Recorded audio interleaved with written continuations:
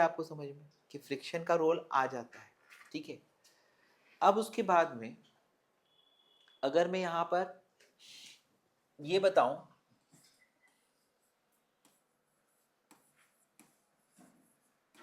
What makes a body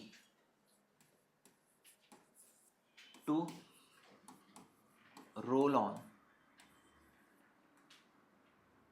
a surface, यानी कि अब यहाँ पे डायनामिक्स वाला पार्ट आ रहा है कि रोलिंग मोशन किसके कारण होता है। What makes a body to roll on over a surface,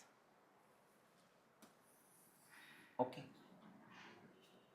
अगर हम इसको समझते हैं, है ना, तो यहाँ पर केस ए, इसमें एक बॉडी है, इसको यहाँ पे ग्राउंड पे रखा है, ये ग्राउंड और इसके बीच में सरफेस के बीच में फ्रिक्शन क्या है, ज़ीरो है ना, स्मूथ सरफेस है।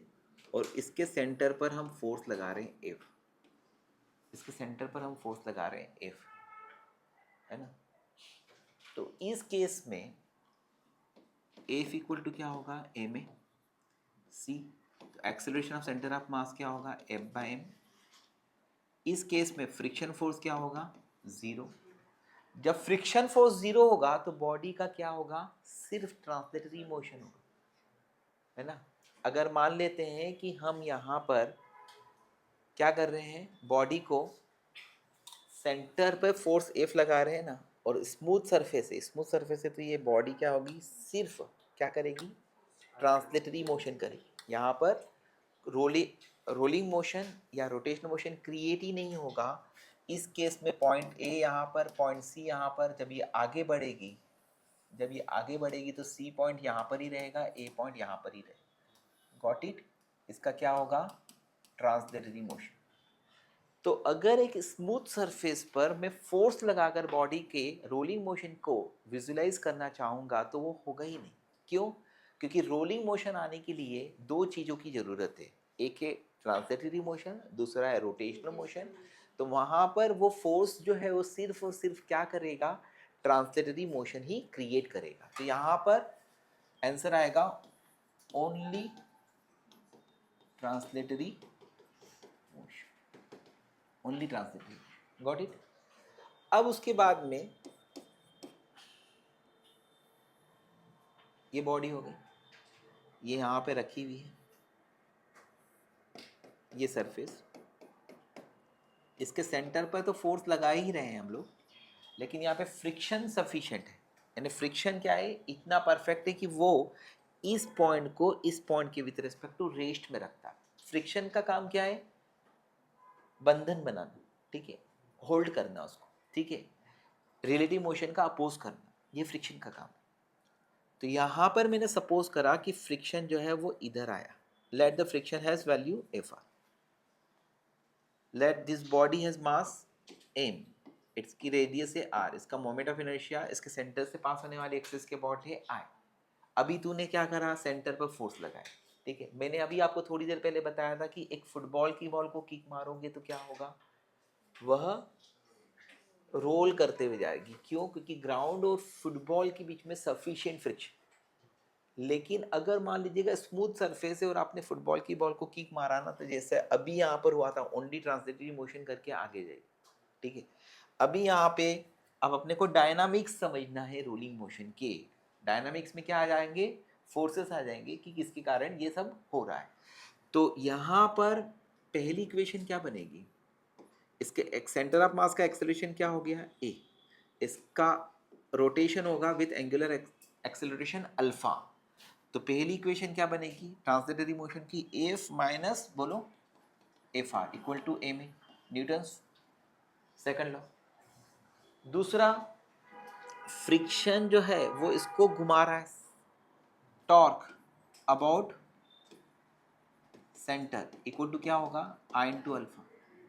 तो सेंटर के अबाउट टॉर्क पहले कोई क्रिएट नहीं हो रहा था, इसलिए रोटेट नहीं हो रही थी। अभी अभी फ्रिक्शन जो है वो सेंटर के अबाउट टॉर्क क्रिएट कर रहा है, वो क्या होगा, f r into r is equal to I into alpha. ये दूसरी इक्वेशन बन गई, है ना। फोर्स इंटू परपेंडिकुलर डिस्टेंस, और ये एफ आर के कारण जो टॉर्क क्रिएट हो रहा है वो किस डायरेक्शन में हो रहा है, इनवर्ड या क्लॉकवाइज। ठीक है, ये दूसरी इक्वेशन होगी। तीसरी इक्वेशन क्या होगी कि प्योर रोलिंग मोशन होगा तो ए इज इक्वल टू क्या होगा, अल्फा, प्योर रोलिंग मोशन की, क्योंकि ये पॉइंट का ट्रांसलेटरी एक्सेलरेशन ए होगा, रोटेशनल एक्सेलरेशन अल्फा आर होगा, तो A is equal to alpha R होना चाहिए। ये तीसरी इक्वेशन होगी। अब ये तीन इक्वेशंस को सॉल्व करके मुझे क्या निकालना है, यहाँ से एफ आर निकालना है, ए निकालना है और अल्फा निकालना है। ठीक है, तो इन तीनों को सॉल्व करना बहुत ही ईजी है। इस इक्वेशन में अगर हम रखते हैं तो f r is equal to क्या होगा, आई, अल्फा की जगह ए बाय आर और एक और आर डिवाइड में आ गया ए बाय आर। इसको इसकी वैल्यू को ऊपर ले जाकर रखता हूं तो क्या आ जाएगा, F minus F R, F R की जगह क्या हो गया, I A by are square is equal to what, M A. इसको इधर ले जाकर ऐड कर दूंगा तो ए की वैल्यू क्या आएगी बेटा, F upon m plus I by are square. या सुपर तरीका इसका ऐसा है कि a is equal to f upon m common 1 plus I by M R square. समझ गए? तो this is the value of acceleration of centre of mass. This is f upon M into 1 plus I by M R square. थोड़ी देर पहले जब friction नहीं था तो एक्सेलरेशन क्या बोला था मैंने, वो ट्रांसलेटरी मोशन ही था, एफ बाय एम। अगर मैं इस बॉडी का इनर्शिया जीरो मानता हूं, यानी कि इसको नॉट ए रिजिड बॉडी, एक पॉइंट मास मान लेता हूं, तो आई बिकम जीरो, वही वाला आंसर है। तो due to the rigidity of the body, ये बॉडी के शेप के कारण जो है, अगर फ्रिक्शन सफिशिएंट होता है तो एक्सेलरेशन की वैल्यू क्या हो जाती है, कम हो जाती है। आया समझ? तो acceleration becomes F upon M into 1 plus I by M R. इसको ये सिंपल है, ये है ना कि ये इसेंशियल है। इसके ऊपर क्वेश्चंस आपको डायरेक्टली, ये फॉर्मूला भी बहुत सारे बच्चों को इजीली ध्यान ही रहता है और वो ऑब्जेक्टिव्स जो है वो सेकंड्स में कर देते हैं। अब दूसरा आता है यहाँ पे फ्रिक्शन। तो फ्रिक्शन की वैल्यू क्या है भैया, फ्रिक्शन की वैल्यू है I A by are square, है ना। Friction I by are square into A, F upon M into 1 plus I by M R square. Okay, better ये होगा कि I by M R square common निकालूं। क्या निकालूं, या इसका अंदर मल्टीप्लाई कर दूं एम आर स्क्वायर और आई का। तो एफ आर की वैल्यू क्या आ जाएगी बेटा, F upon M R square अंदर गए तो 1 के साथ एम आर स्क्वायर आ जाएगा, और आई का डिवाइड करेंगे तो क्या होगा, और it is m are square by I plus 1, है ना। थोड़ा थोड़ा अच्छा अच्छा है, ये एफ आर की वैल्यू है। और alpha is not so difficult, क्योंकि alpha is equal to what, A by R. तो under this special case, whenever the force is acting towards the center, passing through the center, है ना, तो friction force की value ये आ गई। Okay, F upon 1 plus M are square by I. अब अगर मैं ये जो फ्रिक्शन फोर्स है ना, ये क्या है, स्टैटिक फोर्स है, स्टैटिक फ्रिक्शन है। और स्टैटिक फ्रिक्शन कब होगा, जब फ्रिक्शन फोर्स की value less than or equal to क्या होगी, म्यू इंटू नॉर्मलाइजेशन होगी। Normalization is M G. The friction force is what बेटा, F upon 1 plus M are square by I. Got it, M are square by, यही था, M are square by I plus 1।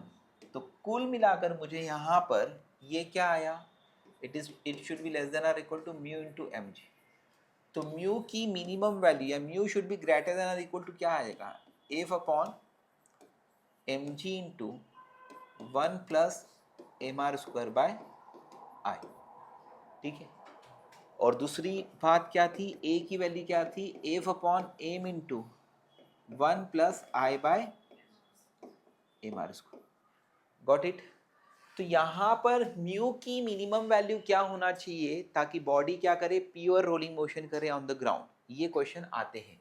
तो इसके लिए मैं एक काम करता हूँ कि आपको यहाँ पर एक चार्ट बना देता हूँ। यहाँ पर एक बॉडी लेता हूँ, है ना, बॉडी का मोमेंट ऑफ इनर्शिया बताता हूँ, बॉडी का एक्सेलरेशन बताता हूँ, बॉडी के लिए म्यू की मिनिमम वैल्यू बताता हूँ। ठीक है, समझ में? तो बॉडी आ गई, क्या आ गई? सिलेंडर। कौन सा वाला? हॉलो। हॉलो सिलेंडर आ गया, या फिर रिंग आ गई। ओके, ये रिंग आ गई या हॉलो सिलेंडर आ गई। इसका मोमेंट ऑफ इनर्शिया क्या आएगा? M R. एक्सेलरेशन के लिए फॉर्मूला क्या है? F upon M into 1 plus I by M R square. तो आई की वैल्यू क्या है? M are square. तो acceleration of centre of mass क्या आएगा? F upon 2। म्यू की मिनिमम वैल्यू कितनी है? म्यू की मिनिमम वैल्यू, ये ग्रेटर देन और इक्वल टू है, तो म्यू की मिनिमम वैल्यू आएगी F upon M G into 1 plus M are square by आई। आया समझ में? तो म्यू की मिनिमम वैल्यू आ गई, बताइए, एफ अपॉन, इसकी वैल्यू रखूंगा ना मैं, तो क्या होगा? 2 एम जी। Got it? अगर बॉडी क्या है?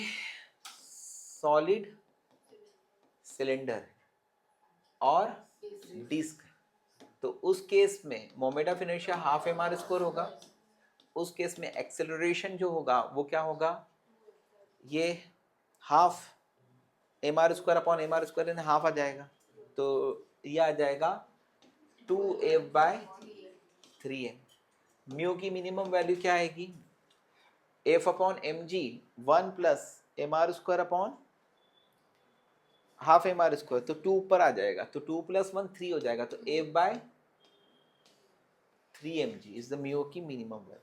इसी तरह से आपको टेबल में सॉलिड स्फीयर का मोमेंट ऑफ इनर्शिया क्या होगा? 2/5 एम आर स्क्वायर। ए की वैल्यू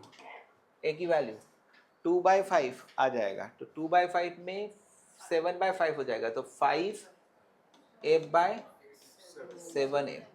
म्यू की मिनिमम वैल्यू यहाँ पर 5/2 आ जाएगा, तो 5/2 प्लस 1 इन 7/2, तो ये आ जाएगा 2f/7mg। And the last is what? Hollow sphere. तो हॉलो स्फीयर के लिए भी आपको क्या मिलेंगे? इसका moment of inertia 2/3 m are square होगा। ए की वैल्यू व्हाट? 2/3 आ जाएगा, तो ये 5/3 हो जाएगा, तो 3f/5m। और म्यू की वैल्यू क्या होगी? ये 2/3 यानी 3/2 है ना, 3/2 है, तो 5, तो 2f/5mg। तो ये जो फाइनल रिजल्ट्स हैं, ये जेई और नीट मेंस तक में आपको, अगर ये सिंपल केस आती है कि अगर फोर्स सेंटर ऑफ मास पे लग रहा है, तो what should be the minimum value of mu for which it performs pure rolling motion, ये क्वेश्चन बनते हैं। वो चारों क्वेश्चन जो है मैंने इसलिए बताया था कि ये फॉर्मूला लर्न हो जाए, यानी कि ये 4 क्वेश्चंस में कन्वर्ट हो सकते हैं। एक्सेलरेशन ऑफ सेंटर ऑफ मास पूछा जा सकता है या अल्फा पूछा जा सकता है। एक्सेलरेशन ऑफ सेंटर ऑफ मास में डिवाइडेड बाय आर कर दोगे तो एंगुलर एक्सेलरेशन आ जाएगा। तो ये मल्टीपल 8 क्वेश्चंस तो ऐसे ही बन गए कि अगर एक सॉलिड स्फीयर रोल कर रहा है on the ground, pure rolling motion कर रहा है on the ground, whenever force F is passing through centre of mass, then mu की मिनिमम वैल्यू क्या होगी और acceleration of centre of mass क्या होगा। ठीक है, तो ये क्वेश्चन आपके कंप्लीट हो। ओके, ठीक है। यहाँ पर मैंने आपको ये सिखाया कि what makes a body to roll on surface. ठीक है, अब इसमें आपको क्या समझ में आया? कौन बनाता है बॉडी को ग्राउंड पर रोल करने के लिए? वो है फ्रिक्शन। लेकिन कब? जब जब जब जब बॉडी पे फोर्स लगता है। उसके पहले अगर बॉडी प्योर रोलिंग मोशन कर रही थी, उसके पहले अगर बॉडी क्या कर रही थी? प्योर रोलिंग मोशन कर रही थी, ठीक है, तो क्या था,